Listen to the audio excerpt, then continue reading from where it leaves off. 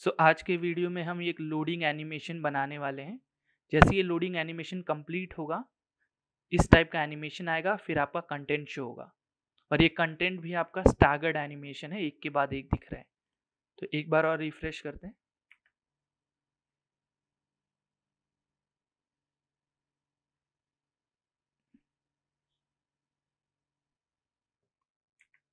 मैंने ये loading animation किसी की पोर्टफोलियो पे देखा था। मैं उसका पोर्टफोलियो डिस्क्रिप्शन में लिंक कर दूंगा, आप वो पोर्टफोलियो चेक कर सकते हैं। चलो देखते हैं इसको कैसे बना सकते हैं। हम अपने app.js में हैं और यहाँ पर सिंपल सा एक कंटेनर बना रखा है और हम स्टाइल कंपोनेंट यूज़ कर रहे हैं। यहाँ पर हमने एक कंटेनर बना रखा है और उसमें मेन पेज देखो, तो इसका रिजल्ट कुछ ऐसा है। सबसे पहले हम अपना इंपोर्ट करते हैं। तो हम GSAP यूज़ करें तो हम इंपोर्ट GSAP फ्रॉम GSAP। और भी दो चीज़ें हम इंपोर्ट करते हैं, एक है CSS प्लगइन और दूसरा है एक्सपो। अब हमने CSS प्लगइन इंपोर्ट किया है तो हमको रजिस्टर भी करना पड़ेगा ताकि GSAP को पता चले कि हम वो यूज़ कर रहे हैं। हम उसको gsap.register प्लगइन और वो प्लगइन का नाम वहाँ पर करते हैं। फिर रिएक्ट से हम यूज स्टेट यूज़ करेंगे और यूज इफेक्ट। सबसे पहले हमें इसके लिए चाहिए एक काउंटर जो जो हमें बताएगा कि हमारा कितना परसेंट है, क्योंकि हमें जो अपने लोडर की वैल्यू कहीं से आ नहीं रही, हम खुद जनरेट कर रहे हैं। तो हम एक स्टेट बना रहे हैं जिसमें हम वैल्यू इंक्रीमेंट करेंगे। हम लिख सकते हैं const counter set counter use state और इसकी वैल्यू हम लिख सकते हैं 0 डिफॉल्ट वैल्यू। फिर हम लोग यूज इफेक्ट यूज करेंगे और इसमें एक हम लिखेंगे एरो फंक्शन, क्योंकि हमें लोडर की वैल्यू बनाना है, क्योंकि हमें हमारा वैल्यू कहीं से आ नहीं रहा, तो हम एक फंक्शन लिखेंगे जिससे वो वैल्यू जनरेट होगी। उसके लिए हम सेट इंटरवल यूज करेंगे first. Const count equals to set interval, इसके अंदर हम लिखेंगे एक एरो फंक्शन और बाद में सेकेंड पैरामीटर हम 25 देते हैं उसकी इंटरवल टाइमिंग। फिर इसके अंदर हम अपना जो हमने काउंटर बनाया है यूज स्टेट यूज करके उसमें वैल्यू डालेंगे। तो हम लिखेंगे यहाँ पर सेट काउंटर। हम प्रीवियस वैल्यू लेते हैं तो जो हमारा काउंटर है, और हम चेक करेंगे कि काउंटर की वैल्यू लेस देन 100 है क्या। अगर है तो हम लिखेंगे काउंटर +1, अदरवाइज हम लिखेंगे यहाँ पे लिखेंगे क्लियर इंटरवल और इसमें हमने जो यहाँ पर काउंट लिखा है उसको पास कर देंगे प्लस। लेकिन ये सिर्फ 99 तक ही जाएगा, क्योंकि यहाँ पर हम तभी इसमें आ रहे हैं कंडीशन में जब उसकी वैल्यू लेस देन है।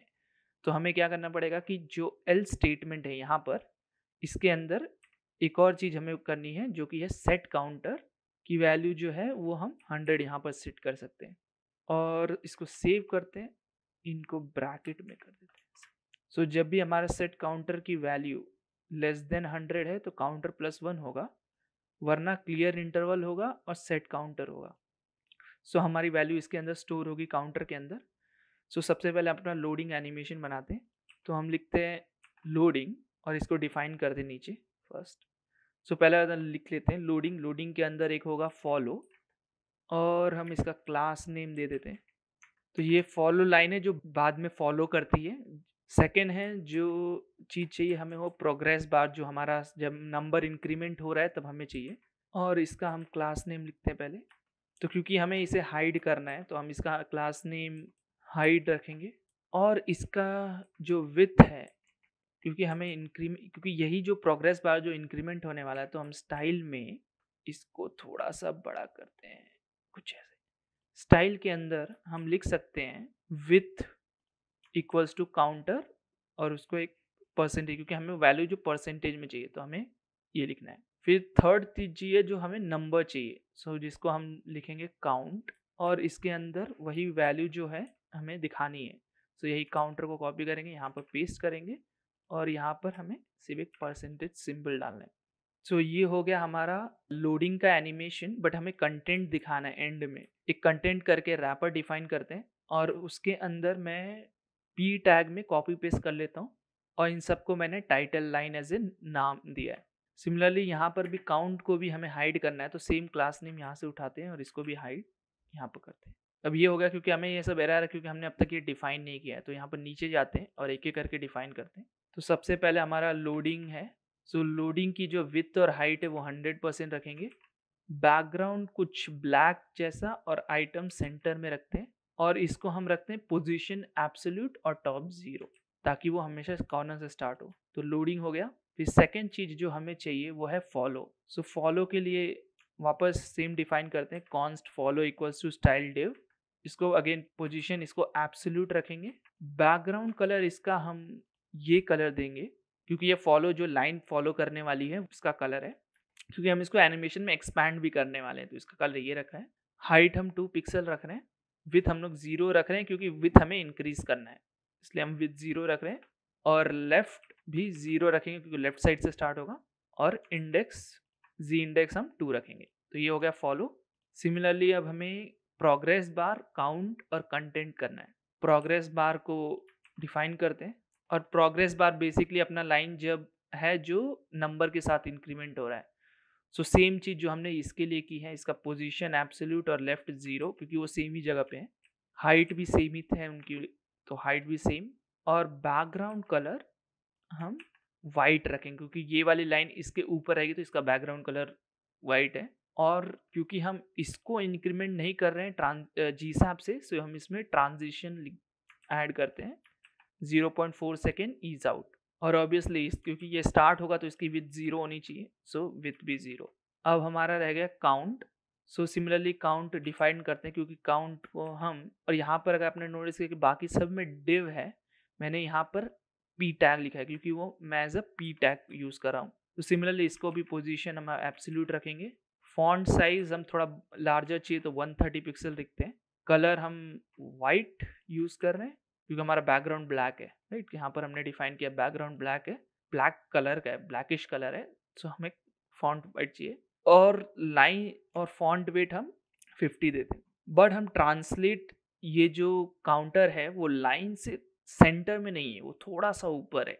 यूआई में अच्छा दिखता है इसलिए उसको हम थोड़ा सा ऊपर रख रहे हैं। तो एक काउंट हो गया। अब हमारा रह गया कंटेंट जो कि लास्ट है। सो कॉन्स्ट कंटेंट। अब कंटेंट के अंदर का चीज डिफाइन करते हैं। सो ऑब्वियसली कंटेंट भी सेम, उसकी हाइट हम 100% रखेंगे। फिर विथ अगेन 0 क्योंकि जब एनिमेशन कंप्लीट हो तो वो कंटेंट पूरा वापस फुल पेज में होना चाहिए और फिर उसके बाद जो स्टैगर्ड एनिमेशन है टेक्स्ट का वो दिखना चाहिए। तो विथ 0 होगा स्टार्टिंग में। पोजीशन भी एब्सोल्यूट और टॉप और लेफ्ट भी 0। बैकग्राउंड हम इस कलर को यूज करेंगे। अगेन जी इंडेक्स 2। आपको अब हायर नंबर यूज कर सकते हैं, मैं 3 यूज कर रहा हूँ क्योंकि हमने जो अपना फॉलो है उसका जी इंडेक्स 2 रखा है तो इसको ये हमेशा ऊपर होना चाहिए, तो इसको 3 रखें। सो हमारा इसको 3 रखा है। फिर अगेन सारे आइटम्स को हम सेंटर करते हैं और फ्लेक्स डायरेक्शन कॉलम करते हैं ताकि जो भी आइटम्स हैं वो ऐसे दिखें। ऑब्वियसली ओवरफ्लो हम हिडन करेंगे ताकि टेक्स्ट बाहर ना दिखे और जो टेक्स्ट का कलर है वो कुछ वाइट होगा। सो अभी हमें सिर्फ अपना लोडिंग एनिमेशन का पेज दिख रहा है। सो हम क्या करेंगे कि क्योंकि हमने यहाँ पर विथ 0 रखा है तो सबसे पहले इसको 100 कर देते हैं ताकि हम देख सकें हमारा कंटेंट सही से हो रहा है कि नहीं।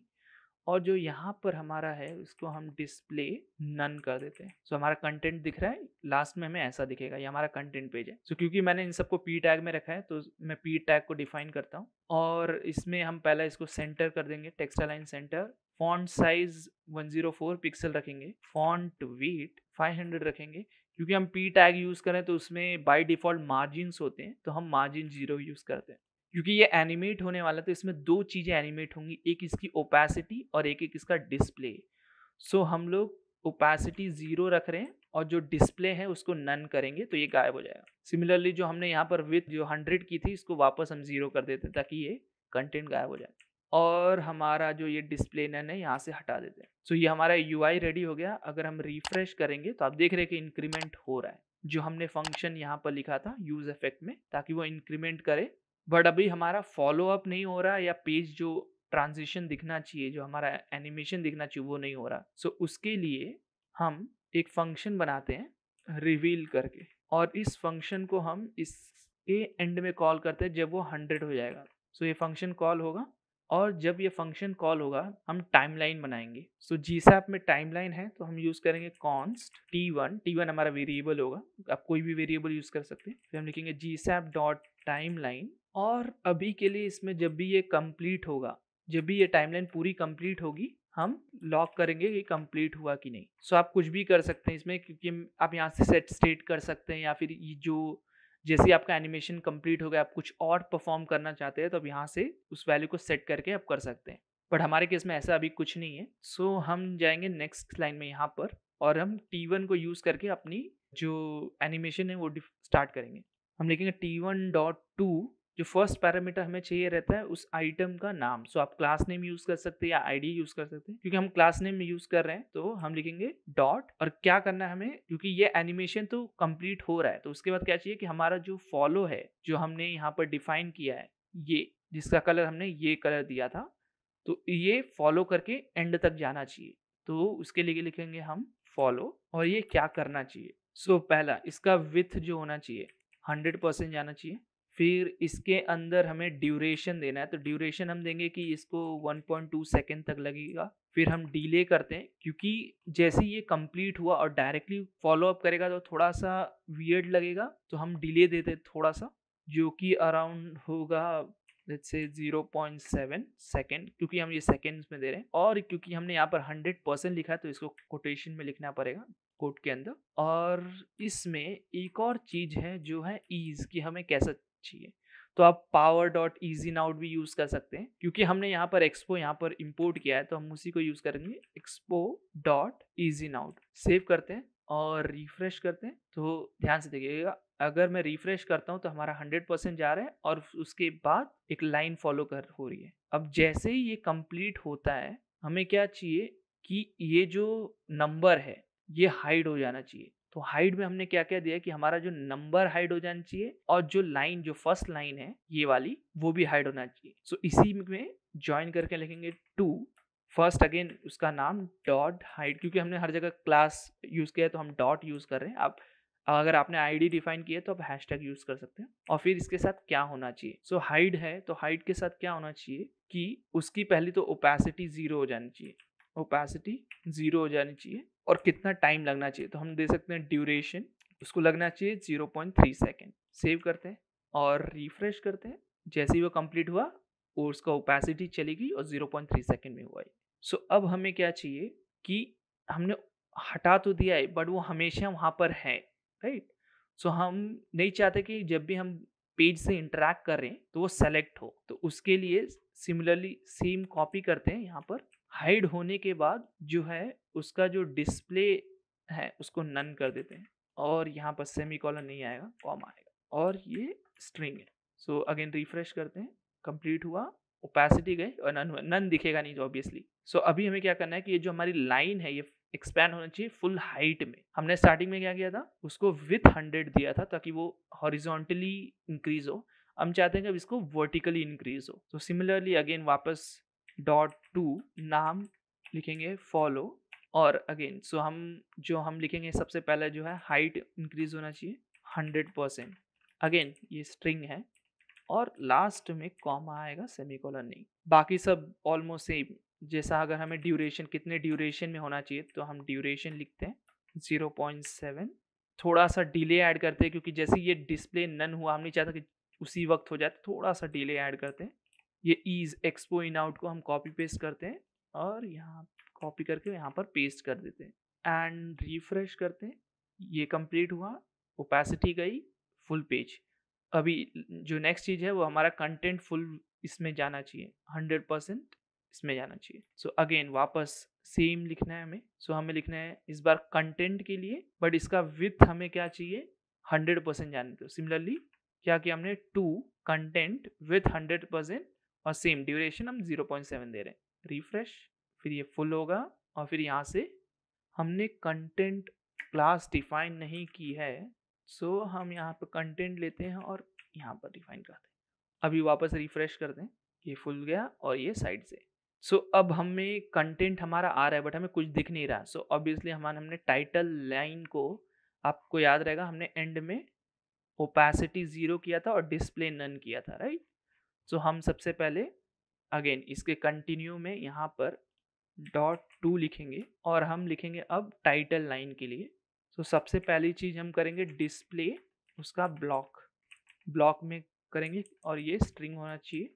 और अगेन ड्यूरेशन हम छोटा सा ड्यूरेशन देते हैं 0.1 सेकेंड। तो ये ब्लॉक होगा, ऑब्वियसली आपको दिखेगा नहीं। सो अगेन फिर 2 करके सेम चीज हम कॉपी पेस्ट कर लेते हैं इसी को, क्योंकि हम सेम आइटम पे ऑपरेशन कर रहे हैं।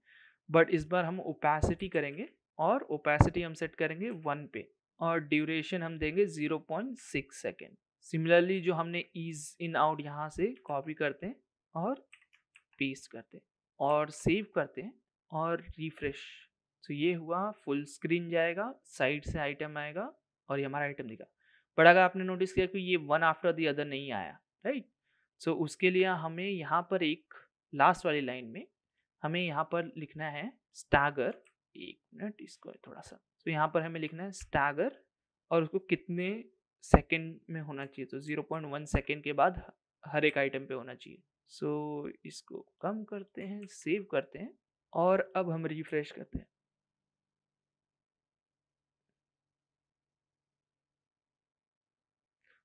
वापस एक बार रिफ्रेश करते हैं।